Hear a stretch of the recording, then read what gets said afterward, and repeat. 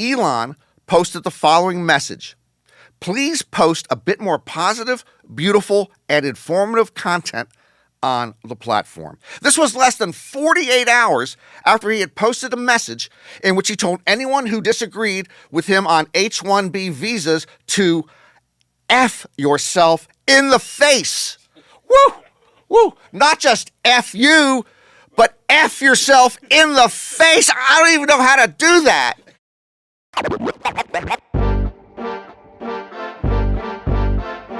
Norman Chad. Norman Chad. Welcome to Gambling Mad with Norman Chad. I am Norman Chad. Coming up today on the program, why am I proposing an 11-month calendar? I don't know. Why is Elon Musk becoming Miss Manners? I don't know. And why are college coaches quitting in droves? I don't know. Gambling Mad, as always, brought to you by Fritos, picked fresh off of Central California trees each morning, delivered straight to your local retailer each afternoon. And by the refreshing taste of Fresca. Fresca, always refreshing. Fritos and Fresca, it's a meal. The National Football League had a busy Christmas week.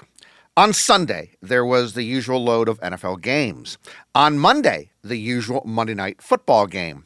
On Wednesday, the NFL played 2 games because it was Christmas Day, and the billionaire owners finally figured out that everyone is home then, so why not join the NBA in reaching deep into their holiday stockings to grab a little more TV money. On Thursday, they had the now regular Thursday night football game. And on Saturday, they had 3 more games. The NFL played on 5 of the 7 days in the calendar week, which made me think sometime in the near future, the NFL might make this standard. Say games every Thursday through Monday night. Most of their games could be in a national TV window, Thursday, Friday, Saturday, Sunday, Monday. There is one hurdle to clear regarding this particular possibility.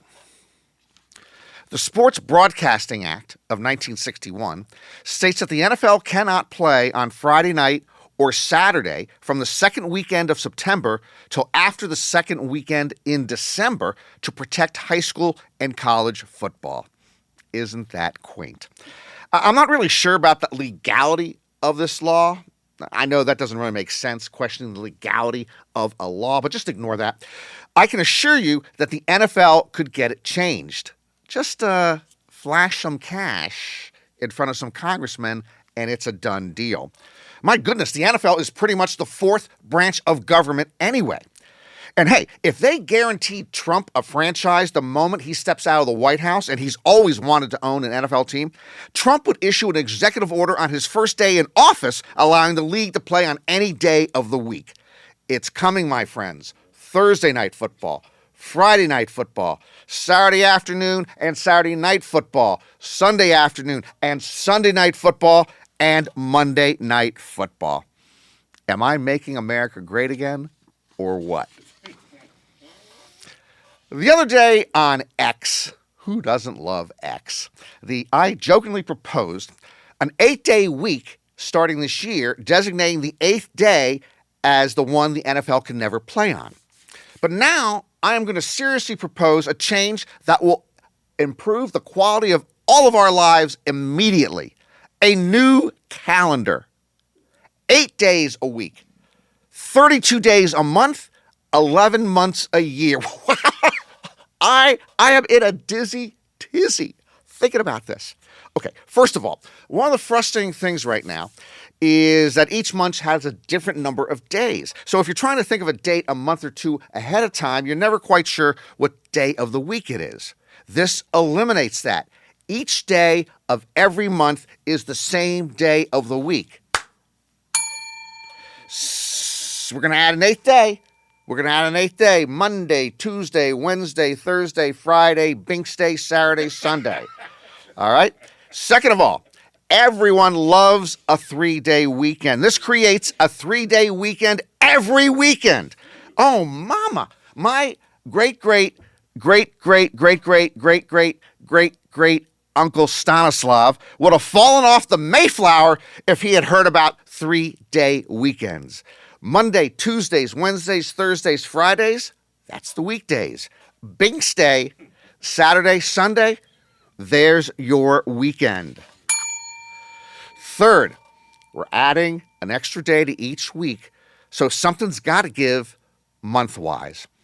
We're talking a 32-day month and just 11 months each year.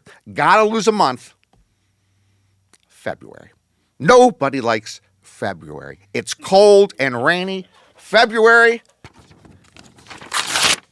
is gone.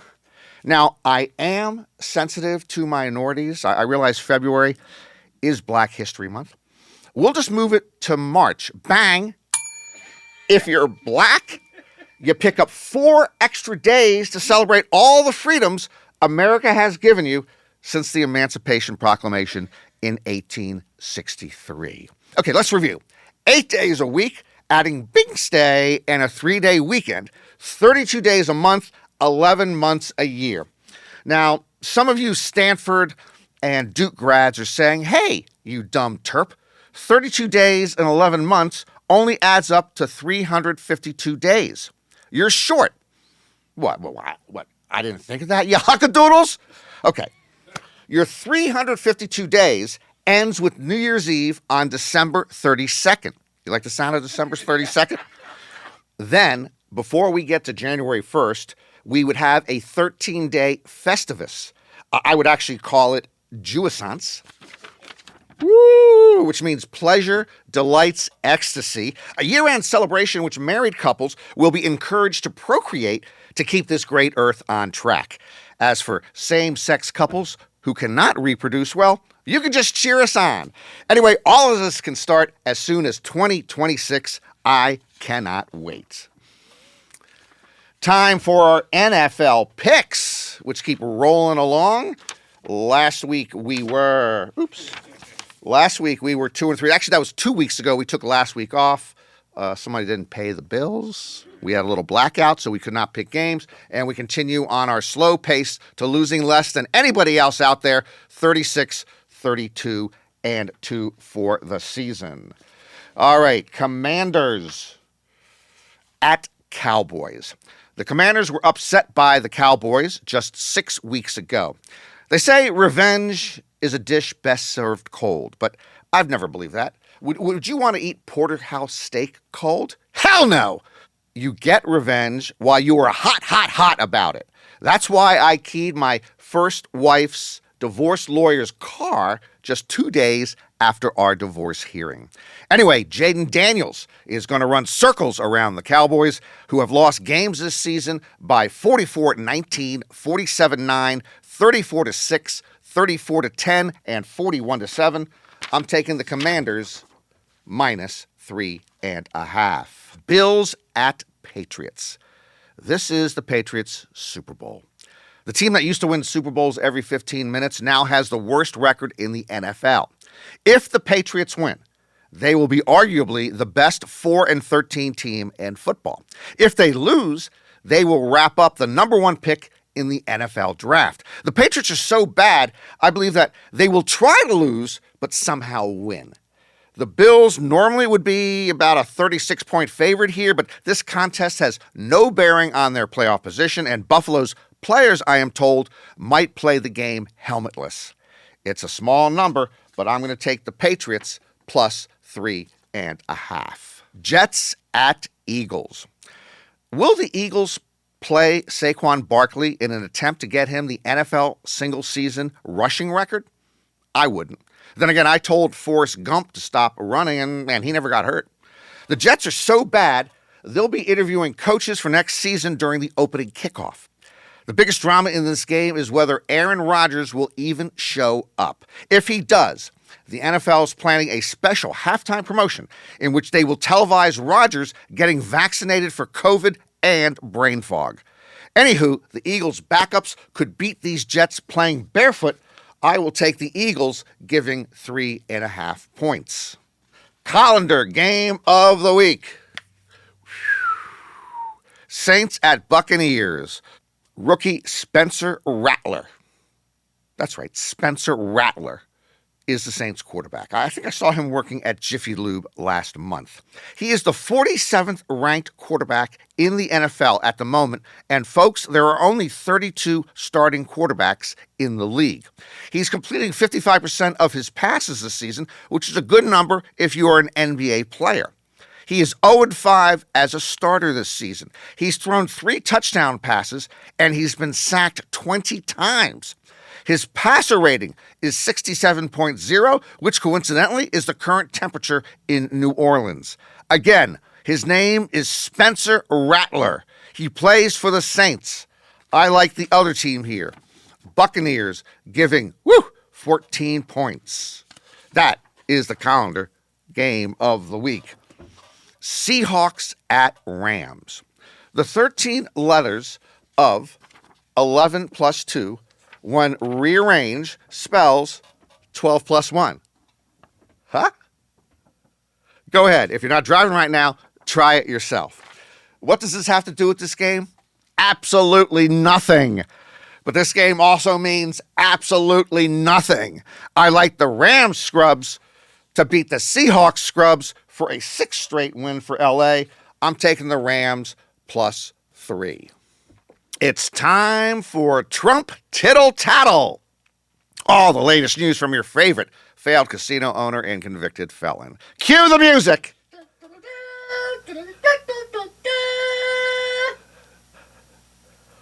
Donald Trump nominated Herschel Walker to be U.S. ambassador to the Bahamas. Upon hearing the news, Walker asked which Tommy Bahamas store he would be working out of. Donald Trump says that he would back hockey great Wayne Gretzky as the next Canadian Prime Minister, continuing his pre-inaugural pledge to piss off every American ally. Donald Trump announced a national campaign against drug use. When asked if this would be a war on drugs, Trump remembered he is against all wars and backtracked, saying he now favors drug use. Donald Trump offered to buy Greenland from Denmark. Denmark declined. Undeterred, Trump asked Eric to order Monopoly online and says he will build under-financed hotels on Marvin Gardens instead. Donald Trump's daughter-in-law, Laura Trump, removed her name from consideration for the Florida U.S. Senate seat after being told that Governor Ron DeSantis was not going to pick her. And finally, President-elect Elon Musk pressured House Republicans to kill a bipartisan spending bill. Musk then boasted on X, "The voice of the people has triumphed." By people, Musk, of course, means himself and the 9 of his 12 children he knows by name. That is Trump Tittle Tattle for this week.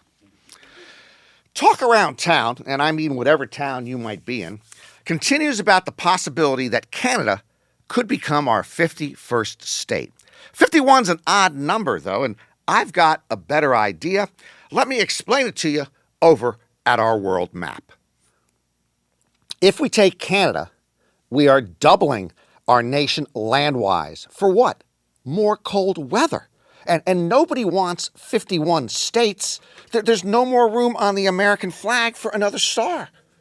Look how symmetrical that is. Can't go to 51. Okay, here's a better way to go. Texas wants no part of the USA. I've discussed that before. So we trade Texas for Mexico, huh?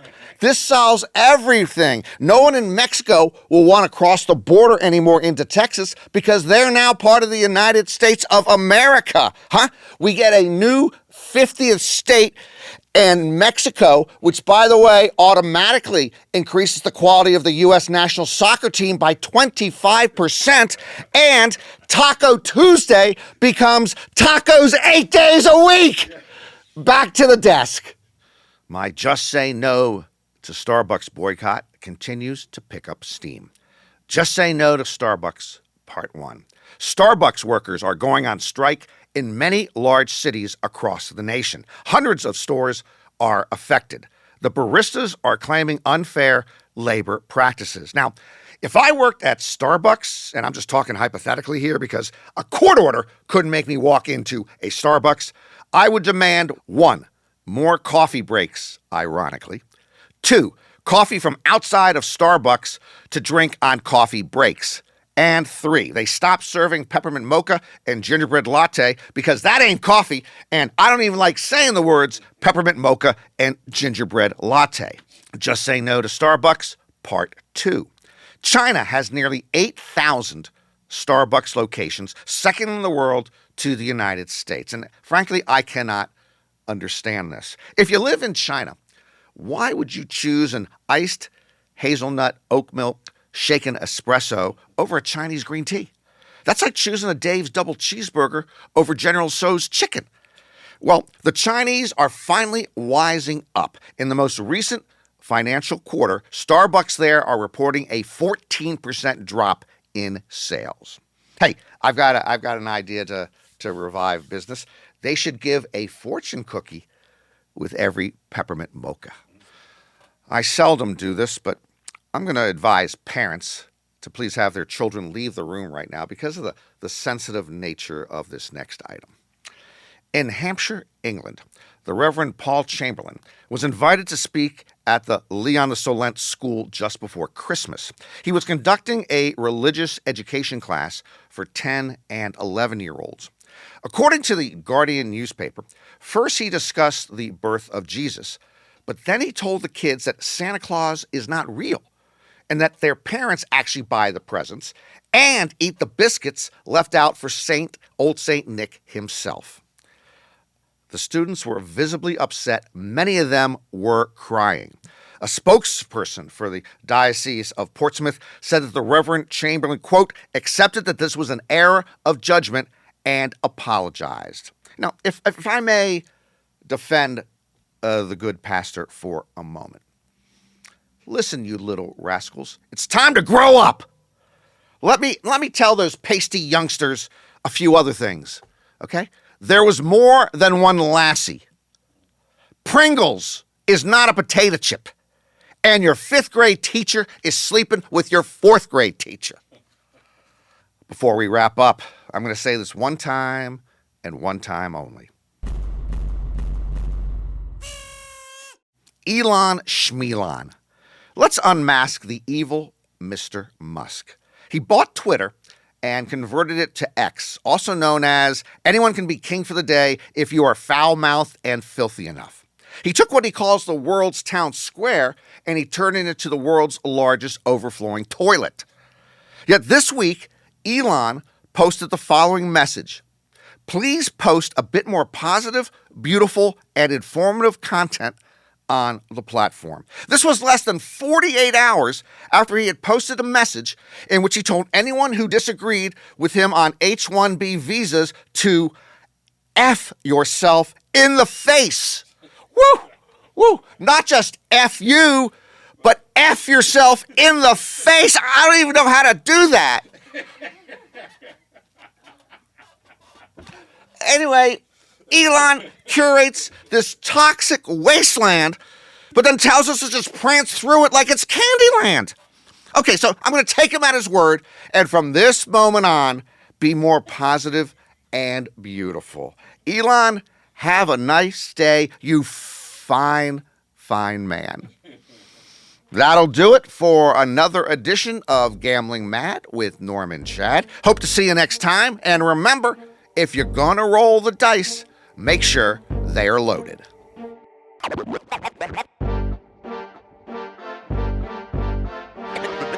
Jim Larinaga, Jay Wright, and Mike Bray, 3 accomplished college basketball coaches, all quit in the last year. Like Nick Saban in college football, they said they left because the game had changed. How did it change? The purity and sanctity of college sports had been violated by new rules, allowing the athletes to make money and allowing them to switch schools easily as coaches can. Oh, the horror, the horror. The game suddenly felt dirty to these coaches, which is funny because it's never been clean.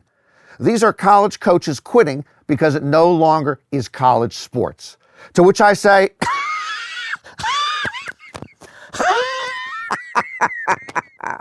oh, Lord. College basketball and college football never have had anything to do with college. Occasionally there were student athletes by accident, but much of the time they were just athletes disguised as students. Like they always say, if you ain't cheating, you ain't trying. It's been a money grab forever. And in truth, the coaches now hate that they just don't have to be high school recruiters. They now have to be fundraisers to outspend other schools in paying athletes. I should be mad about it all, but I can't get gambling mad.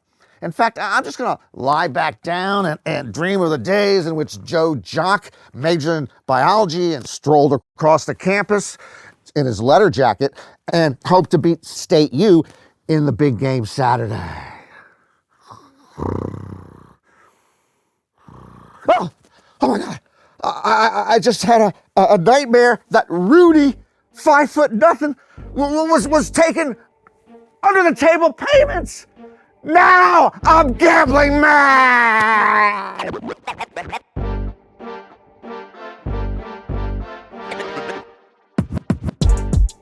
Gambling Mad with Norm Chad is written by Norm Chad and ghostwritten by Norm Chad. Executive producer John Scheinberg, Rick Barrio Dill, and produced by Norm Chad and Rick Barrio Dill. Associate producer is Bree Puri. And on editing, Asher Friedberg. Audio, video, engineering, and studio facilities provided by 360 Pod Studios Beverly Hills and Slap Studios LA. If you want to complain to Norm about anything, make sure to reach out at Gambling Mad Show, anywhere you get your socials, and at Gambling Mad with Norm Chad on YouTube. And if you really want to get at him, send a message to info@slapstudiosla.com.